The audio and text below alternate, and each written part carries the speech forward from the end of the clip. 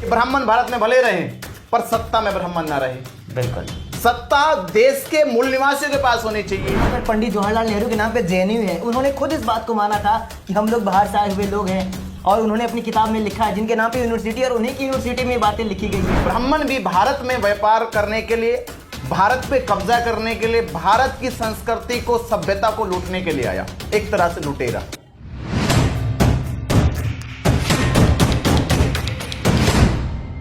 आज से लगभग 80-90 साल पहले हमारे देश में एक नारा बड़ी जोर शोर से गूंजा था, अंग्रेजों भारत छोड़ो, और अंग्रेजों को भारत छोड़ना पड़ा था।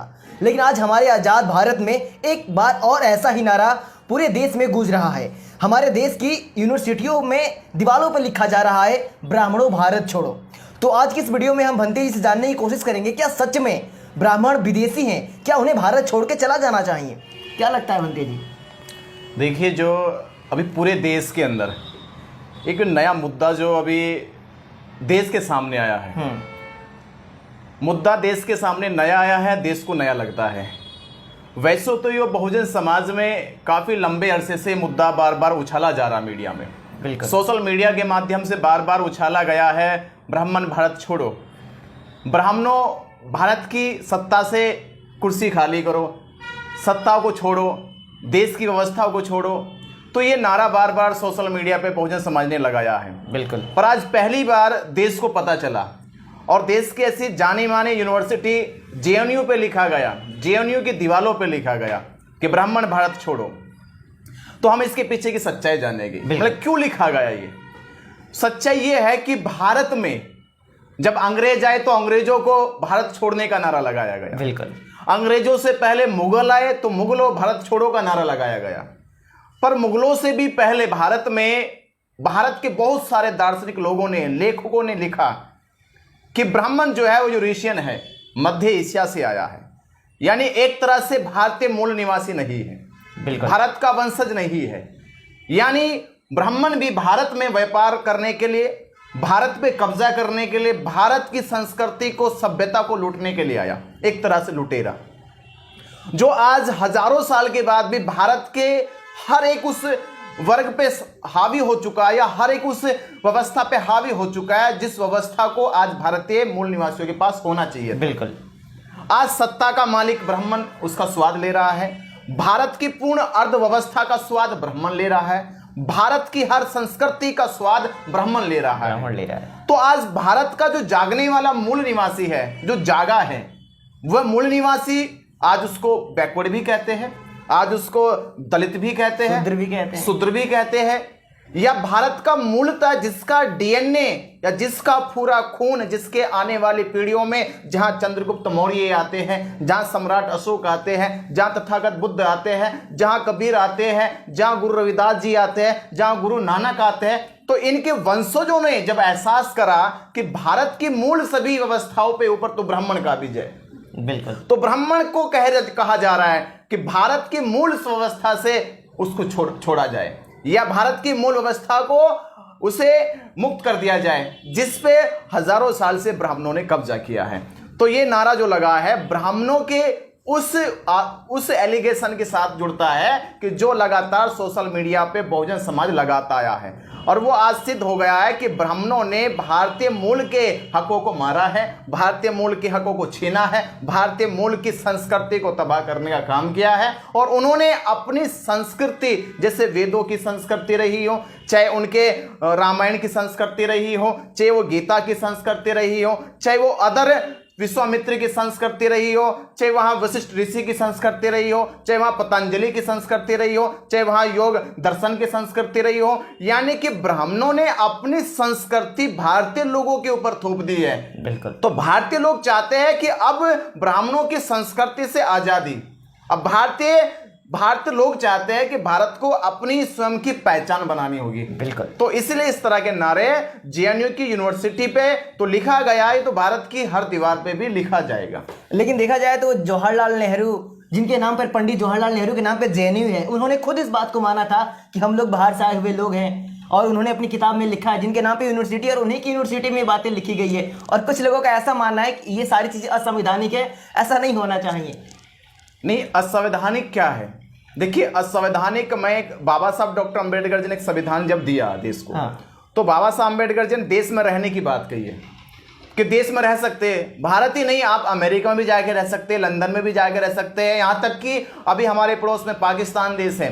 पाकिस्तान पूरी तरह से इस्लामिक कंट्री है, बिल्कुल। पर इस्लामिक कंट्री होने के बावजूद भी वहाँ सिख भी रहता है, हिंदू भी रहता है, पारसी भी रहता है, ईसाई भी रहता है और कुछ लोग बुद्धिस्ट भी रहते हैं। रहने के लिए आपत्ति नहीं है, पर मूलतः इस्लामिक कंट्री होने के नाते वहां का प्राइम मिनिस्टर कौन है? मुसलमान है। वहां का जो मिनिस्टर है वो मुसलमान है। वहां का जो प्रेसिडेंट है वो मुसलमान है। वहां का जो सबसे बड़ा बिजनेसमैन होगा वो मुसलमान है। तो रहने के लिए मना नहीं है। ये नारा ये कहना चाहता है कि ब्राह्मण भारत में भले रहे पर सत्ता में ब्राह्मण ना रहे। बिल्कुल। सत्ता देश के मूल निवासियों के पास होनी चाहिए। भारत की अर्थव्यवस्था जहां टाटा के मालिक, जहां अंबानी है, जहां अडानी है, जहां बिरला है, जहां तमाम ऐसे ब्राह्मण या बनियों को पूरी अर्थव्यवस्था सौंप दी गई है, वहां से मुक्ति चाहते हैं। जहां पूरे देश की मीडिया के ऊपर ब्राह्मणों का कब्जा हो चुका, वहां से मुक्ति चाहते हैं। तो ये समाज कह रहा है ब्राह्मण भले भारत मरे, कोई दिक्कत नहीं है, पर भारत की मूल संस्कृति, मूल सत्ता, मूल व्यवस्था से उसे छोड़ दे। लेकिन देखा जाए बंदे जी तो अपने देश का राष्ट्रपति दलित है, प्रधानमंत्री सो कॉल्ड दलित है, तो सत्ता में तो है दलित ही। देखिए, सत्ता, एक बात सुनिए, कोई कंपनी में अगर कोई एचआर बन जाए, कोई बड़ा वहां पर इंजीनियर हो जाए, कोई बड़ा वहां पर डीएम बन जाए या बड़ा एम्प्लॉय हो जाए, पर कंपनी का ओनर जो होता है, जो मालिक होता है, चलेगा तो उसी के इशारे पे। बिल्कुल। अगर मोदी को कोई लोग कहते हैं कि वो बैकवर्ड हैगा, तो बैकवर्ड को प्रधानमंत्री बना रखा है। राष्ट्रपति है वो पहले दलित था, अब आदिवासी बना दिया है। पर आप उससे पीछे जाओ, उसके पीछे का जो बैकग्राउंड है, जिसके पीछे वो बड़ा वाला जो ऑर्गेनाइजेशन चल रहा है, वो ऑर्गेनाइजेशन किसका है? जिसको भारत में आरएसएस के नाम से, जिसको भारत में भाजपा के नाम से जाना जाता है, वो प्लेटफॉर्म किसका है? तो यहाँ एम्प्लॉयों की बात नहीं हो रही है। एम्प्लॉय तो हो सकते हो आप, दलित भी एम्प्लॉय हो सकता है, ओबीसी भी एम्प्लॉय हो सकता है, पर उस कंपनी का जो मालिक है, आरएसएस का जो मालिक है, भाजपा का जो मालिक है, वो ब्राह्मण है। कांग्रेस का जो मालिक है वो ब्राह्मण है।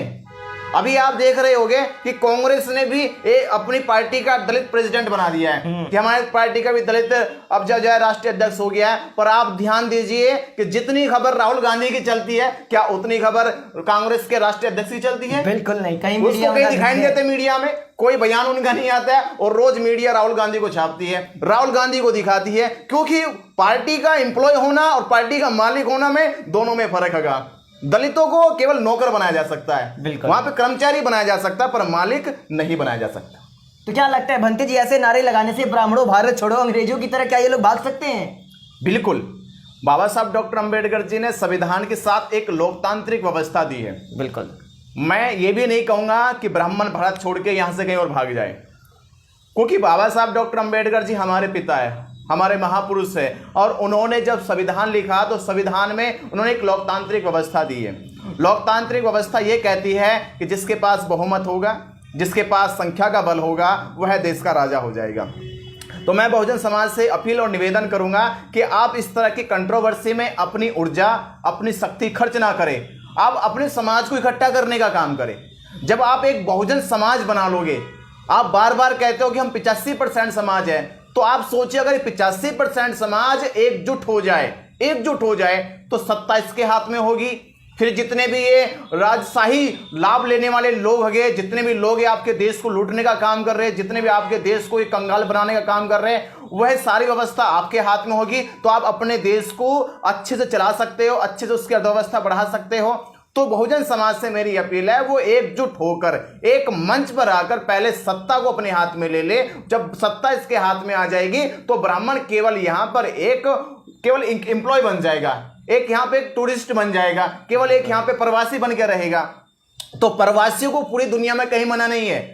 अमेरिका में प्रवासी रहते हैं, लंदन में प्रवासी रहते हैं, फ्रांस में प्रवासी रहते हैं, तो पूरी दुनिया में प्रवासी रहते हैं। अगर भारत में भी कोई ब्राह्मण नाम का प्रवासी रहता तो कोई दिक्कत नहीं है, कोई बनिया नाम का प्रवासी रहता तो कोई दिक्कत नहीं है, क्षत्रिय नाम का प्रवासी रहता कोई दिक्कत नहीं है।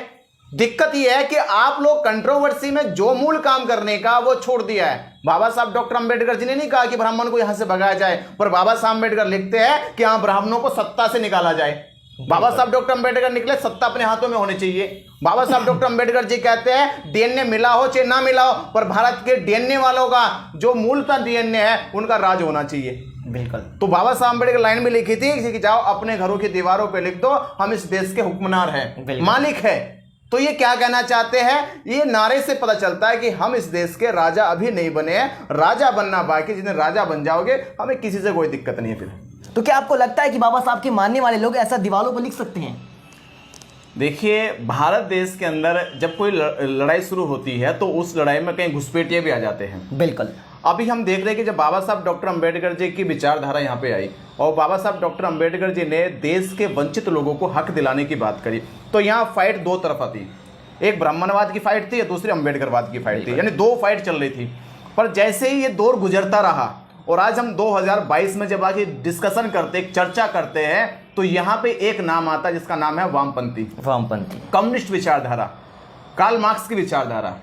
तो यहां हुआ क्या कि ब्राह्मण एक तरफ था, एक तरफ अंबेडकरवाद था, दोनों की फाइट चल रही थी। यानी देश दो तरफा हो सकता था, ब्राह्मण विचारधारा का हो सकता था या फिर अंबेडकर विचारधारा का हो सकता था। और मूलतः आज अगर 2022 में हम बैठे, अगर मूलतः ये दो विचारधारा काम करते रहती तो आज पूरा देश अंबेडकरवादी हो जाता। पर इन विचारधाराओं को काउंटर करने के लिए, इस विचारधारा को रोकने के लिए कुछ चालाक चतुर लोग आ गए जिन्होंने अंबेडकर जी के मिशन को हाईजैक करने की कोशिश कर रहे। और वो समाज समझ नहीं पा रहा कि अंबेडकर जी की विचारधारा को हाईजैक किया जा रहा, और वो हाईजैक करने के पीछे सबसे बड़ा जो प्लान है वो वामपंथियों का है। वामपंथी चाहते हैं कि अंबेडकर जी के विचार ना आ जाए, क्योंकि अंबेडकर जी की विचार बुद्ध से जुड़ गई है। बिल्कुल। बुद्ध के विचार ना आ जाए, क्योंकि वामपंथी लोग बुद्ध से नफरत करते हैं। वामपंथी लोग जो है बाबा साहब अंबेडकर जी की विचारधारा से नफरत करने लगे, क्योंकि बाबा साहब अंबेडकर ने 14 अक्टूबर 1956 को धम्म की दीक्षा ले ली। आज पूरे वर्ल्ड के भीतर या भारत में मैं कहूं तो एक भी वामपंथी नहीं है जो बाबा साहब डॉक्टर अंबेडकर जी को यहां सही कहता हो कि बाबा साहब ने जो दीक्षा ली वो सही थी।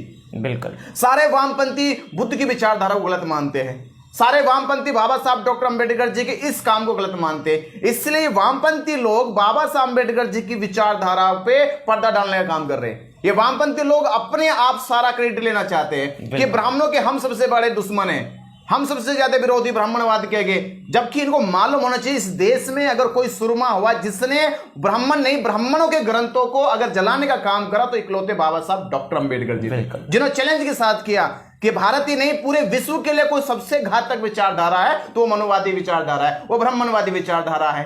पर यहां बाबा साहब अंबेडकर जी के विचार ना बढ़ जाए, ये पूरे वर्ल्ड में ना चले जाए, इसको रोकने के लिए वामपंथी आ रहे हैं। ये वामपंथी बाबा साहब डॉक्टर अंबेडकर जी के मिशन को हाईजैक करना चाहते हैं। तो मैं कुछ समाज के लोगों से कहना चाहता हूं कि आपको जज करना होगा, ये समझना होगा कि देश में आपके साथ एक बहुत बड़ा षड्यंत्र किया जा रहा है कि आप बाबा साहब डॉक्टर अंबेडकर जी की विचारधारा को बढ़ाने के बजाय वामपंथियों को प्रमोट करने लगे हो, उनको सपोर्ट करने लगे हो, जिससे आज के लोग, आज के युवा बार बार कहते हैं कि हम तो नास्तिक हो गए हैं, हम तो कम्युनिस्ट हो गए हैं, हमें तो कम्युनिस्ट विचारधारा अच्छी लगती है। तो आप सोचिए कि अंबेडकर जी की विचार कहां चली गई और कम्युनिस्ट विचारधारा कहां पे आ गई।